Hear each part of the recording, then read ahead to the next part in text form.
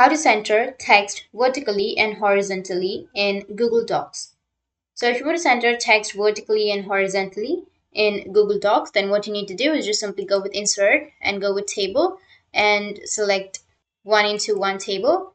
And here you need to take the bottom line and place it on the bottom. And here you will have this kind of interface. And take your text, which is in my case, it's hello. And once you have your text, I'll just simply go with a large font. And once you have your text, you need to simply go with the right side or the left side if you want to adjust it, or just simply go with format and table, go with table properties. Under your table properties, you just need to simply go with an option of cell, which is right here, or you may have alignment option. You can simply go with alignment, and under alignment here you will have cell vertical alignment. You need to simply go with the drop down and choose middle.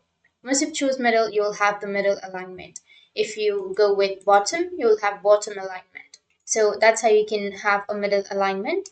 That's how you can center text vertically and horizontally in your Google Docs. And if you have any questions, feel free to comment below. Thanks for watching.